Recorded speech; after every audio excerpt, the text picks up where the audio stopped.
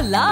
Your dream vacation to Vietnam starts from rupees 39,999 only with GT Holidays, South India's #1 travel brand. Especially songs சொல்லணும் sir. எப்படி sir எவர் எவர் எவர் எவர் green சாங்ஸாக இருக்கு.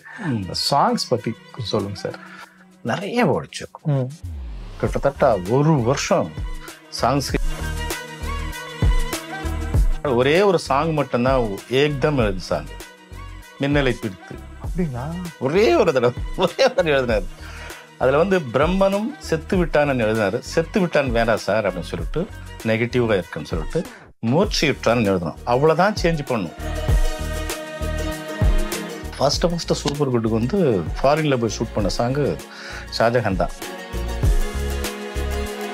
எப்படி இருக்கும் sir Vijay sir கூட ஃபாரின்லாம் போனால்? எப்படி அவி உண்மையிலே வந்து ஒரு டைரக்டர் வந்து விஜய் சார் வச்சு படம் பண்ணனா அது உண்மையிலே பாக்கியம்தான்.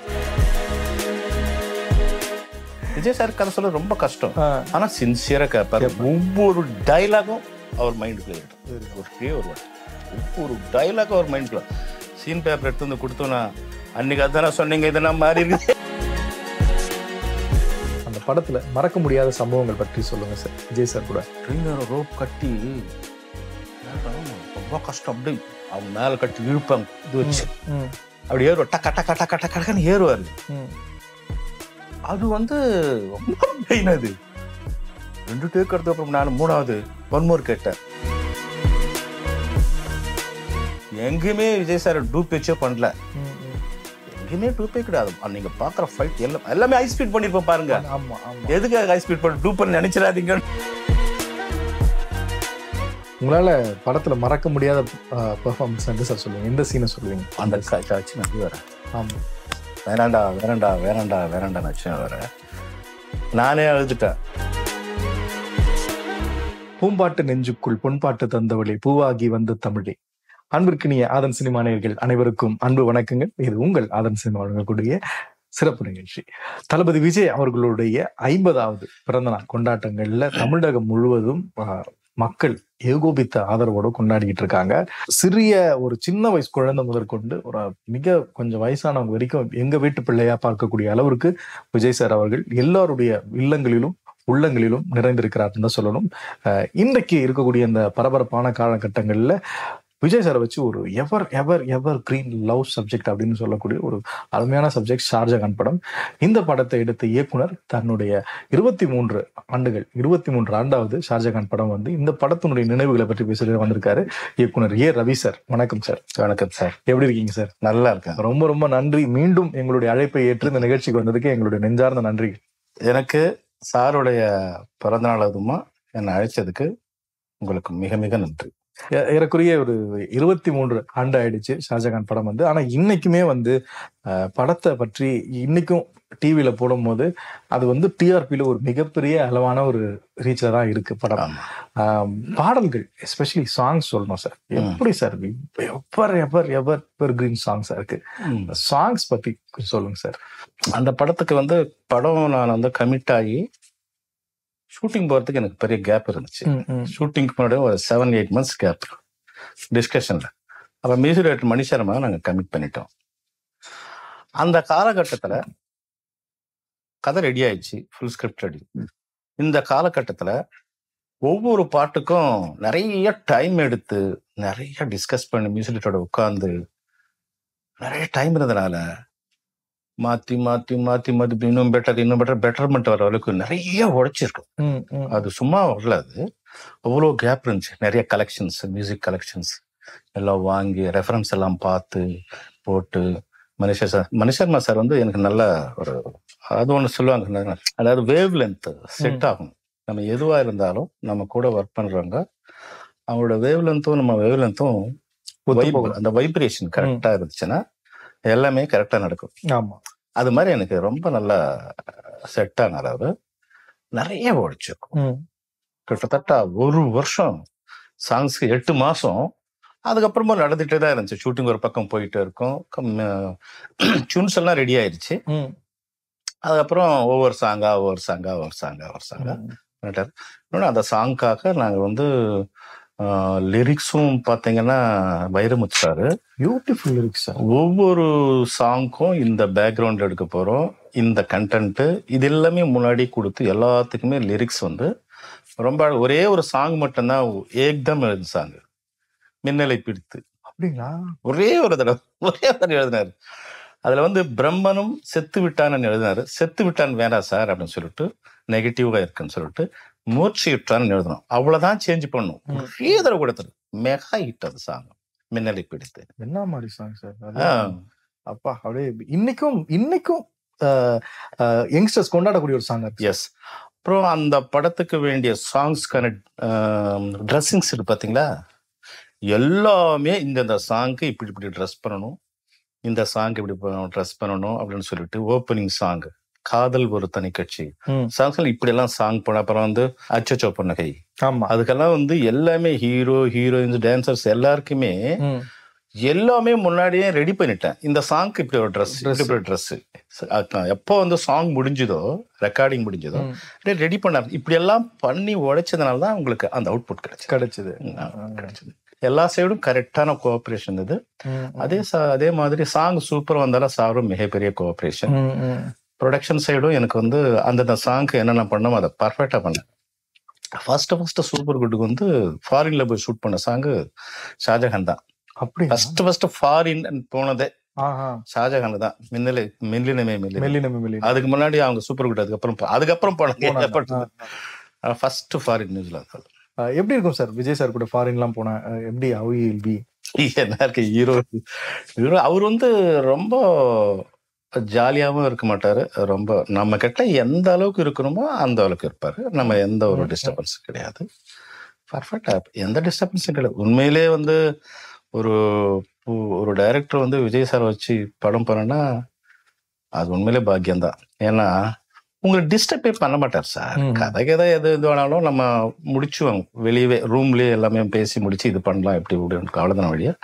ஸ்பாட்ல வந்து அவரெல்லாம் வந்து டைரக்டரோடைய ஹீரோ. ஒரே ஒரு இங்கேதான் அப்படியே உட்காந்துருப்பாரு. கூப்பிடவே தேவையில்லை, அவ்வளோ வந்துருவாரு. அவ்வளோ எக்ஸ்ட்ரீம் சின்சியாரிட்டி அவர். அதான கடவுள் இவ்வளவு பெரிய ஒரு இடத்துல இருக்காரு. கண்டிப்பா சும்மா எல்லாம் எதுவுமே யாருக்குமே கிடைச்சிடவே இல்லைங்களா? ஏன்னா நீங்க நிறைய டைரக்டர்ஸ் நம்ம கேட்கறது எல்லாருமே சொல்லக்கூடிய ஒரு விஷயம், இன்னைக்கு இவ்வளவு இந்த உலக தமிழ் மக்கள் கொண்டாடக்கூடிய இடத்துல உச்சாணி கும்பல உட்கார்ந்து இருக்காருன்னா அது ஓவர் நைட்ல நடக்கக்கூடிய விஷயம் கிடையாது. அவ்வளவு ஹார்ட் ஒர்க், அவ்வளவு சின்சியரிட்டி, டெடிகேஷன் எல்லாமே தான் சேர்ந்தது. உழைப்பு, எவ்வளவு போட்டி இருக்கு. அவர் சொல்லுவார் தெரியுங்களா, அது ஒரு படத்துல டைலாக் வச்சிருந்தாங்க, அது போக்கிரியா நினைக்கிறேன்ல, அது ஒண்ணு நான் டிசைட் பண்ணா அது உண்மையிலே அவருக்காக எழுதின டைலாக் நினைக்கிறது. அதுதான் ஒரு கேரக்டர். ரொம்ப நம்மளுக்கு வந்து சில எல்லாம் பாத்தீங்கன்னா செட்டுக்கு போறதுக்கு ஒரு மாதிரியா இருக்கும். சில பேர் இன்டர்ஃபியர் ஆவாங்க அப்படின்னு சொல்லுவாங்க. ஏன் ஹீரோஸ் எனக்கு யாரும் நான் பண்ண அடுத்த படம் எனக்கு அது கிடையாது.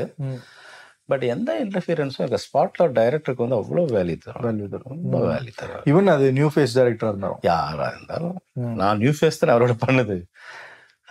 எந்த அளவுக்குன்னா அதே மாதிரி சூப்பர்வுட் கம்பெனி கூட ஒன்ஸ் டைரக்டருக்கு படம் பண்ணி கடன் கன்ஃபார்ம் பண்ணிட்டாங்கன்னா டைரக்டருக்கு பயங்கர வேல்யூ தருவாங்க. அவர் சொல்றதா நீங்க கேட்கணும், நீங்க போய் கம்ப்ளைண்டே பண்ணோட அவர் என்ன டிசைட் பண்ண, டைரக்டர் டிசைட் பண்ணது.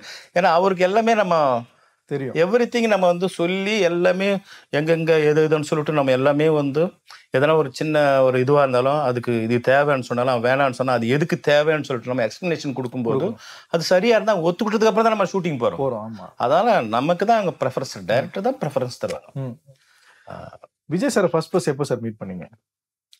விஜய் சாரை வந்து நான் முதல்ல வந்து அந்த ஸ்டூடியோவே இல்லை, ஏவிஎம் தான் நினைக்கிறேன். ஏவிஎம் தான் நான் டைரக்ஷன் பண்ணலாம் இனிமேல் அப்படின்னு சொல்லிட்டு கதை ரெடி பண்ணிக்கிட்டு அவரை சந்திக்கலாம்னு சொல்லிட்டு ஒரு நண்பர் மூலமா செல்வகுமார்ன்ட்டு ஒரு கேமராமேன் இருந்தார், செல்வான்னு சொல்லிட்டு. அவர் நிறைய படம் தொல்லாத மனம் துள்ளலாம் வந்து பண்ணிருக்கு. தொல்லாத மனம் துள்ளும் செட்டுக்கு தான் போயிருந்தேன் நான். இங்க அந்த விருகம்பாக்கத்தோ ஸ்டுடியோ போனப்போ அவர் சந்திக்கவே முடியல. அவர் சொன்னாரு அதெல்லாம் முடியாதுன்ட்டு அவர் சொல்லிட்டு சந்திக்கவே முடியல சார். 2-3 தடவை ட்ரை பண்ணேன். சரி இவரை நம்ம ஏன்னா அவ்வளோ பிஸி, அவ்வளோ ஹிட் படங்க, என்னடா பண்றது. ஆனா அவரை வச்சு பண்ணணும்னு எனக்கு ஆசை. அவரை வச்சுதான் பண்ணணும். அதுக்கு முன்னாடி நான் தெலுங்குல தமிழ்ல வந்து அசிஸ்டன்ட் டைரக்டரோட வேலை செஞ்சதே கிடையாது. சொல்லிருக்கீங்க. நான் எல்லாமே ஹிந்தி, கன்னடம், தெலுங்குல ஒர்க் பண்ணியிருக்கேன். என்ன யாருன்னே தெரியாது. படம் பண்ண மட்டும் இப்பெல்லாம் மீடியா நிறைய வந்துச்சு. யூடியூப்ல அதுல அடிச்சு பார்த்தோம், இவர் வந்து வேலை செய்யறாருப்பா அங்க அசிஸ்டன்ட் டைரக்டர்னு தெரிஞ்சுப்பாங்க வீட்டுல. நான் இருக்க இடத்துக்கு யாரும் வரவும் மாட்டேன், நானும் என் ஊரை விட்டு போகவே மாட்டேன், சென்னை விட்டு போகவே மாட்டேன். படம்னு ஒண்ணு பண்ணேன். நான் ஹைதராபாத் தான் கதை ஓகே பண்ணேன் சாருக்கு. அவர் தெலுங்குல பண்ணி ஆன்றாரு அவரு சௌத்ரி சார். இல்ல சார் நான் தமிழ்ல தான் பண்ணுவேன், அதுவும் விஜய் சார் வச்சுதான் பண்ணுவேன். போராட்டம் நானும் விடல. அப்போ இவரை பிடிச்சாதான் இவரை பிடிக்க முடியும். அப்போ வந்து பயங்கர பிஸி. சூப்பர் குட் வந்து எவ்வளவு படங்க, அது ஒரு பெரிய மகா சமுத்திரம். அதே மாதிரிதான் சௌத்ரி சாரும். அவருக்கு இருக்கிற டெடிகேஷன், ஒரு ப்ரொடியூசரா அவரு கதை சொல்றது ரொம்ப சந்தோஷம் சார். ஃபர்ஸ்ட் பயமா இருக்கும். நான் இது வரைக்கும் எவ்வளோ பேர் கதை சொல்லியிருக்கேன். அவரு கதை சொல்லும் போது மட்டும் ஃபர்ஸ்ட் தான் ஸ்டார்டிங் கொஞ்சம் பயமா இருக்கும். அப்படி ரசிப்பார் சார். ஒரு எளிமையா ஒரு ஆடியன் மாதிரி தான் கதை கேட்பார். சிரிப்பு வரும்போது சிரிப்பாரு, எமோஷன் ஆவாரு, அந்த ஃபீல் வரும்போது ஃபீல் பண்ணுவாரு. அப்போ நீங்க எனர்ஜி ஆகிட்டே இருப்போம் கதை சொல்லும் போது. பிடிக்கலன்னா விட்டுறாரு, ஓகேப்பா அப்புறம் பார்த்துலமா விட்டுறாரு. பட் எனக்கு அப்படி நடக்கல இது வரைக்கும். அப்படி கதை கேட்பாரு. ஆனா நிறைய பேரு எந்த ரியாக்ஷனுமே காமிக்க மாட்டாங்க. ஆமா, அப்படியே உட்கார்ந்து எந்த ரியாக்ஷனுமே இருக்காது. விஜய் சார் கூட அவ்வளவுதான், எந்த ரியாக்ஷனுமே இருக்காது, இப்படியே தான் பார்ப்பாரு. ரொம்ப கஷ்டம் அவரு கதை சொல்ல. ஆமாங்க சார், விஜய் சார் கதை சொல்ல ரொம்ப கஷ்டம். ஆனா சின்சியரா கேட்பாரு. ஒவ்வொரு டைலாகும் அவர் மைண்டுக்குள்ள ஏறிடும். ஒரே ஒரு வாட்டு ஒவ்வொரு டைலாகும் அவர் மைண்டுக்குள்ள. சீன் பேப்பர் எடுத்து வந்து கொடுத்தோம்னா, அன்னைக்கு அதுதானே சொன்னீங்க, இதெல்லாம் மாறி இருக்கு. இல்ல சார் ஒரு சின்ன அது எனக்கு சொல்லணும்ல. எல்லாரும் காலைல வந்துன்னா சீன் சொல்லணும், அந்த எடுக்க போற சீன். அப்ப எடுக்க போற சீன்ஸ் எல்லாம் காலைல வந்துன்னா சொல்லணும் ஒரு வாட்டுன்னா அவர் கொஞ்சம் ஹோம்ஒர்க் பண்ணிட்டு. ஸோ அப்படி விஜய் சௌத்ரி சாருக்கு ஓகே பண்ணி, அதுக்கு இப்படி போனாதான் நம்ம இவரை பிடிக்க முடியும், இவர்கிட்ட நம்ம நெருங்க முடியும். ஏன்னா இவர்கிட்ட வந்து யாராவது போய் ஈஸியா மீட் பண்ணலாம் சௌத்ரி சாரை. அப்படி போய் அவரை ரொம்ப தொடர்ந்து ஒரு வருஷம் 1.25 வருஷத்துக்கு மேல ட்ரை பண்ணி ஆந்திரா தமிழ்நாடு சுத்தி ஒரு 4 கதை கேட்டு அங்கதான் படிச்சு. இல்லை சார் எனக்கு விஜய் சார் அப்படி வந்துதான் இங்க சாருக்கு சொல்லி ஓகே ஷூட்டிங் பண்ண. எப்படி சார் சந்திச்சீங்க விஜய் சார் கிடைச்சா? எப்படி சந்திச்சீங்க அவரை? அதான் சொல்லணும். சொன்ன உடனே ஃபர்ஸ்ட் சார் என்ன சொன்னாருன்னா, என்ன இது மாதிரி சார் நான் விஜய் சார் வச்சு பண்ணுவேன். வேற ஹீரோஸ் எல்லாம் சொல்லியிருந்தாரு. யாரெல்லாம் சொல்லியிருந்தாங்க சாரோட ஆப்ஷன்ஸ்? நீங்க ஆப்ஷன் வந்து விக்ரம சொல்லியிருந்தாரு. விக்ரமா தான் சொல்லியிருந்தாரு. அப்புறம் அது ஏதோ கொஞ்சம் நானும் சரி சார் சொல்லும்போது நம்ம புது ஹீரோ புது டைரக்டர், ஸோ அவர் தப்பா நினைச்சுக்க போறாருன்னு சொல்லிட்டு போயிருந்தேன். பட் அவர் கொஞ்சம் டிலே பண்ணாரு டேட், அவ்வளவுதான். கதெல்லாம் பிடிச்சது. ஸோ அதனால சரிப்பா அப்படின்னு சொல்லிட்டு, சரி விஜய்க்கு சொல்றியா? நான் சொல்றேன் சார், அதான் சொல்லணும். இனிமேட்டு ஃபோன் பண்ணாரு எஸ் சந்திரசேகர் சாருக்கு, டைரக்டர் சாருக்கு. அவர் இம்மீடியட்டா வர சொன்னார். 12 o'clock ஃபோன் பண்ணாரு. 2 o'clock வந்துருங்க ஆஃபீஸ்க்கு. அந்த சாலிகிராமத்துல இருந்து சப்பா ஆஃபீஸ். அங்க போய் சொன்னேன். ஓகே. அதுக்கப்புறம் இம்மீடியட்டா விஜய் சாருக்கு அதுக்கப்புறம் ஃபர்ஸ்ட் எஸ்எஸ்சி சார் கேட்டார். இவர் கேட்டார். ஃபர்ஸ்ட் இவர் தான் கேட்பாரு. அப்புறம் ஒரு 10 நாள் கழிச்சு, 1 week 10 days கழிச்சு, ஜனவரின்னு நினைக்கிறேன், பிப்ரவரி ஃபர்ஸ்ட் வீக் வந்து அவங்க வீடு அங்க சாலிகிராமத்துல இருந்துச்சு. பாத்தீங்களா, இப்ப கூட இருக்கு. அந்த வீட்டுல வந்து தான் கதை கேட்டார். அவர் செப்பரேட்டா ஒரு ரூம் இருக்கும், அங்க கேட்டாரு. ஓகே, அவ்வளவுதான், கை கொடுத்து போயிட்டாரு. அவ்வளவு. அதுக்கப்புறம் எஸ்ஐசி சார் ஆபீஸ்க்கு வந்தாரு, பேசினாங்க, சாரோட பேசினாங்க. இமீடியட்டா படம் ஸ்டார்ட் ஆச்சு. ஃபர்ஸ்ட் டே ஷூட்டிங் அனுபவம் எப்படி சார் இருந்தது? பயங்கர டென்ஷன் தானே சார். ஃபர்ஸ்ட் படம் பண்றோம், பெரிய ஹீரோ, புது ஹீரோனோட பரவாயில்ல, பெரிய ஹீரோ, ஓரளவுக்கு ரேஞ்ச் ஹீரோனா பரவாயில்ல. அது 37வது படம் நினைக்கிறேன். அப்பா டாப்ல இருக்காரு. ஆனா என்கிட்ட ஒண்ணு பயப்பட மாட்டேன், டென்ஷன் மட்டும் இருந்துச்சு. ஃபர்ஸ்ட் ஷாட்டே வந்து சைலண்ட் ஷாட் தான் எடுத்தாரு. அவர் சாமி கும்பிடுவாரு. குன்றத்தூர் கோயிலுக்கு பாத்தீங்கன்னா, அந்த கோயில்ல ஐயர் வந்து தாலி எடுத்து வந்து கொடுப்பாரு, இதை எடுத்து வந்து கொடுப்பாரு. ஏன் அந்த தாலி, இவர் வந்து அந்த தாலியை எடுத்து பண்ணிட்டு வணக்கம் சாமிக்கு வணக்கம் இது நமஸ்காரம் பண்ணாரு, கும்பிடுவார். இதுதான் ஃபர்ஸ்ட் ஷாட்டு. ஒரே ஒரு ஷாட் வரைக்கும் தான் நான் டென்ஷன் தான். அதுக்கப்புறம் எல்லாம் மைண்டுக்குள்ள இருக்கு இல்லைங்களா. நல்ல டெக்னீஷியன்ஸ் கொடுத்தாங்க, எல்லாமே பெரிய டெக்னீஷியன்ஸ். ஆர்த்தர் வில்சன், அப்புறம் பிரபாகர். பாருங்க, அந்த படத்துல இருக்கவங்க எல்லாருமே என்னைக்கும் மார்க்கெட்ல பெரிய ரேஞ்சில இருக்காங்க. அதான் எனக்கு கொடுத்த வரப்பிரசாதம். எங்க ஹீரோ வளர்ந்துகிட்டே இருக்காரு, இமயம் ஆயிட்டாரு இல்லைங்களா. அதுவே நம்மளுக்கு ஒரு பெரிய காட் கிஃப்ட் தானே. கண்டிப்பா முருகன் நம்மளுக்கு கொடுத்த கடவுள் முருகர் வந்து நம்மளை கொடுத்த மிகப்பெரிய ஒரு அருள் இல்லைங்களா? இப்போ விஜய் சார் வச்சு படம் பண்ணா இன்னைக்கு பாருங்க என்ன ரேஞ்சுன்ட்டு, எவ்வளவு பெரிய சந்தோஷமா இருக்கு இல்லைங்களா? ஆமா. நம்ம வேற யாரோ ஒரு ஹீரோ, ஆனா நான் எந்த ஹீரோ நான் இது சொல்ல வரல, ஒரு சின்னதா ஒண்ணு பண்ணி இருந்தோம்னா நம்மளுக்கு அந்த இப்ப கூட கூப்பிட்டு என்ன கதை கேட்கறாங்கன்னா விஜய் சார் வச்சு படம் பண்ணதால கண்டிப்பா இவரு விஜய் வச்சு படம் பண்ண வர்ற அப்படின்னு சொல்றாங்க. நம்மள உட்கார ரெஸ்பெக்ட் தராங்கல்ல. ஆமா. என் கம்பெனியும் இன்னைக்கும் ஸ்டில் ரன்னிங்ல இருக்கு. சூப்பர் குட் ஃபிலிம்ஸ் பேர் கூட பாருங்க, சூப்பர் குட் ஃபிலிம்ஸ் விஜய் இல்லைங்களா? ஸோ அது எனக்கு மிகப்பெரிய ஒரு பேக் போனா, எனக்கு பேக் போனா இருக்கிறதே தான். சினிமா டைரக்டர் ஆகிறதுக்கு முன்னாடி எனக்கு எந்த பேக் போனும் கிடையாது. அந்த படத்துக்கு அப்புறம் அந்த கம்பெனியும் அந்த ஹீரோவும் எனக்கு ஒரு இன்னைக்கும் பேக் போனா இருக்காங்க அவங்க. கண்டிப்பா. ஸோ இன்னைக்கும் கதை கேட்கறாங்க, எக்ஸ்ட்ராடினரியா ஃபீல் பண்றாங்க. இதோ இப்போ படம் ஸ்டார்ட் பண்ணலாம். Super sir. எங்களுடைய எல்லா வாழ்த்துக்களும் உங்களுக்கு. உங்களுடைய நடக்கவிருக்கக்கூடிய படம் மிக மிக வெற்றி அடைய எங்களுடைய வாழ்த்துக்கள். நன்றி நன்றி நன்றி. உங்க மறக்க முடியாத இந்த பயணத்துல, அந்த படத்துல மறக்க முடியாத சம்பவங்கள் பற்றி சொல்லுங்க சார். விஜய் சார் கூட மறக்க முடியாத சம்பவம்னா எனக்கு என் மேலே எனக்கு கோவம் வந்துச்சு. ஏன்னா நாங்க வைசாக்ல ஷூட் பண்ணிட்டு இருக்கோம். ட்ரெயின் ஃபைட், ட்ரெயின்ல ஏறி போனவர் இப்ப பரவாயில்ல, டெக்னாலஜி பயங்கரமா இருக்கு, எல்லாத்தையுமே சிஜி வந்து சிஜி. ஆமா. ட்ரெயின்ல ரோப் கட்டி ரொம்ப கஷ்டம். அப்படி அவங்க மேல கட்டி இழுப்பாங்க, இது வச்சு அப்படி ஏறுவா, டக்க டக்க டக்க டக்குன்னு ஏறுவாரு. அது வந்து ரொம்ப பெயின். அது 2 டேக் எடுத்த அப்புறம் நான் 3வது ஒன் மோர் கேட்டேன். அவர் எதுவுமே சொல்ல, ஓகே சார் ஓகே சார் நான் பண்றேன் சார். அப்புறம் யாரோ எவ்வளவு வலி தெரியுமா அப்படின்னாரு. ஆமா இல்ல, சரி சரி சரி அப்படின்னு சொல்ல, அது எனக்கு ரொம்ப மனசு வருது. அதே ஃபைட்டு நீங்க ட்ரெயின்ல பாத்தீங்கன்னா வித்தியாசமான ஃபைட் அமைச்சிருப்பேன் பாருங்க விஜய் சாருக்கு அந்த படத்தை. அதுக்கு முன்னாடி அவர் நிறைய ஃபைட் எடுத்திருப்பாரு, ஆக்ஷன் படம் பண்ணல, ஃபைட்ஸ் இருக்கு. ஆனா ஷாஜகான் இன்னொன்னு கூட அந்த ஷாஜகான் ஃபைட்ஸுக்கு டிசைன் பண்ண பாருங்க, சும்மா வந்து 1 2 3 ஃபைட் அடிச்சா அவங்களுக்கு ஃபைட்ல ஒரு கதை இருக்கும். தூக்கிட்டு வந்தா அந்த பொண்ணை ஓப்பனிங்ல சேஸ் பண்ணுவானுங்க, ஒரு மார்க்கெட்ல என்டர் ஆயிடுவான், பைக்ல வந்து சண்டை போடுவான் அப்படின்ற மாதிரி ஹீரோக்கு அமைச்சிருப்பாங்க. ஒரு பிளே இருக்கும், கதைக்குள்ள பிளே இருக்கும். அதே மாதிரி நீங்க கிளைமேக்ஸ் பாத்தீங்கன்னா கிளைமேக்ஸ் ஃபைட்டும் ஒரு பிளே இருக்கும். சேஸ் பண்ணுவாங்க, இவர் ரயில்வே ஸ்டேஷன் கொண்டு போவாரு, சேஸ் பண்ணுவாங்க, ஓடுவாரு ட்ரெயினை பிடிச்சி அடிப்பாரு, ஓடுற ட்ரெயின்ல டக்கா டக்கா டக்கா டக்கா ஏட்டு ஓடிப்பாரு. அதாவது ஒரு பிளே இருக்கும். அப்புறம் தான் தூக்கிட்டு போயிட்டு கீழ் விழுந்துடும், தூக்கி எடுத்துன்னு போயிட்டு ட்ரெயின்ல ஏற்றும் இல்லைங்களா? பிளே இருக்கும், அப்பதான் பேசப்படும். ஃபைட்டு வந்து ஃபைட்டா இருக்கக்கூடாது, பிளே ஃபைட்லயும் ஒரு கதை இருக்கணும். ஸோ அதுல இன்னொரு இடத்துல ரவுடிஸ் வந்துருவாங்க, அந்த பொண்ணு இருக்கும், அவன் தள்ளி விட்டுட்டு வருவாங்க. ட்ரெயின் போயிட்டே இருக்கும் சார். ஆமா, வைசாக் ரயில்வே ஸ்டேஷன்ல தான் எடுத்தோம். ட்ரெயின் போயிட்டே இருக்கும், இங்கிருந்து ரோப்பு இங்கிருந்து போயிட்டு அந்த ட்ரெயின் ஓடுற ட்ரெயின் இப்படி போயிட்டு ஆப்போசிட்ல அப்படியே வந்து ஒரு கிக் பண்ணுவார் பாத்தீங்களா? அதுக்கும் 1 மோர் கேட்கறேன் நான். எக்ஸ்ட்ராடினரியா இருக்கேன். அது 1 மோர் கேட்டதுக்கு அப்புறம் அந்த ஷாட் தான் அந்த ஷாட். அப்பவே நான் திட்டினாங்க, அவரே பண்ணாரு. பாபா ஒரிஜினல் சார் எல்லாமே. அதெல்லாம் வந்து நீங்க ரோப்பே தெரியாது பாருங்க. ஆமா, ரோப் தெரிஞ்சுதா எங்காவது? எங்குமே ரோப் தெரியாது. அது மாதிரி ஃபைட்டு. அப்பவும் அவரு கஷ்டப்படல, மறுபடியும் 1 மோர் கேட்டதுக்கும் கேட்டதும் இல்லை. ஆனா எனக்கு மட்டும் அதுக்கப்புறம் நைட்டு வருஷம் ரூமுக்கு வாங்க ரூமுக்குன்னாரு. இல்லை, அது ஃபர்ஸ்ட் நேரம் கூப்பிட்டு வாங்கினீங்க. ஃபர்ஸ்ட் டேவே வைசாக்ல ஷூட் பண்ணும்போது அவுட்டோர் போனால் ஜாலியாக ரூம்ல பேசிட்டு இருப்போம். கூப்பிட்டா, இல்லை சார் நான் காலைல ஷூட்டிங் போனோம், நான் வரமாட்டேன்னு சொன்னேன். வாங்க, எவ்வளோ உடம்பு டயர்டா இருக்குது.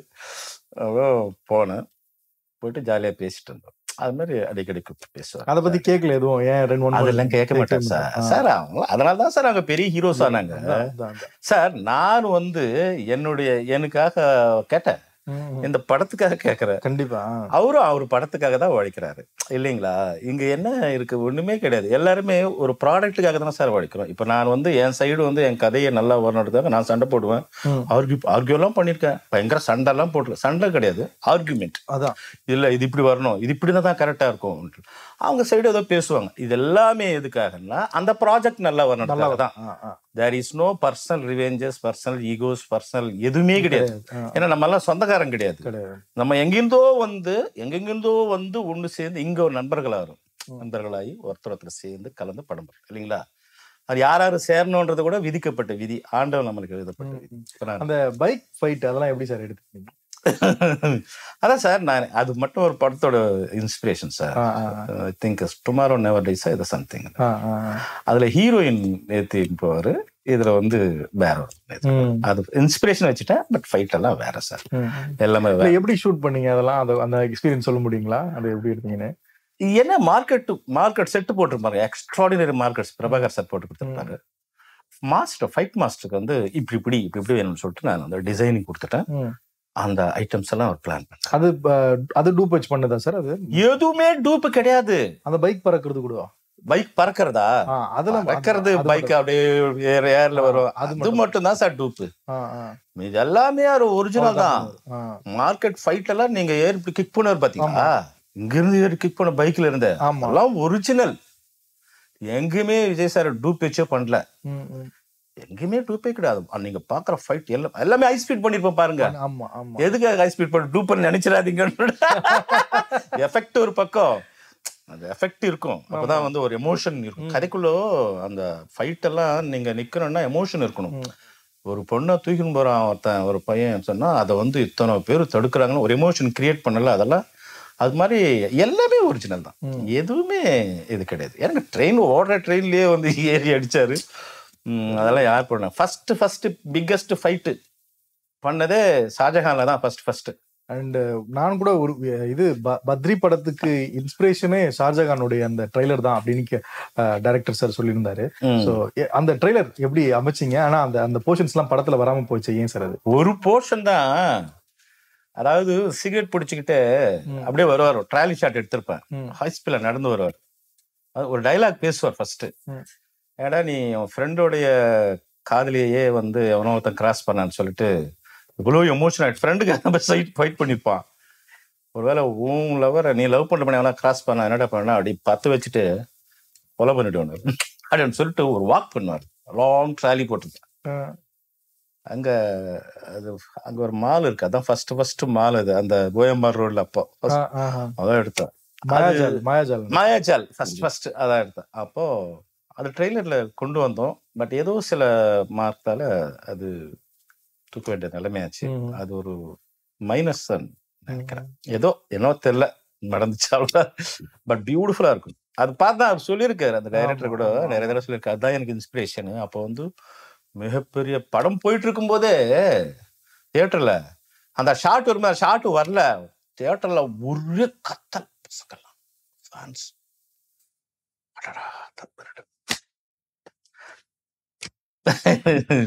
அப்புறம் இன்னொன்னு அவர் சொல்லியிருந்தாரு. அதாவது எனக்கு என்னன்னா கடைசியா சொன்னது என்னன்னா, என்கிட்ட சொல்லலை, என் அசிஸ்டன்ட் கிட்ட சொல்லியிருக்கேன். கிளைமேக்ஸ் எடுத்துட்டு இருக்கோம். என்கிட்ட ஒரு பழக்கம்னா வேலை இருக்கும்போது நான் சாப்பிட மாட்டேன், தண்ணி குடிக்க மாட்டேன், அதுலலாம் அவ்வளோ ஈடுபாடு இருக்காது எனக்கு.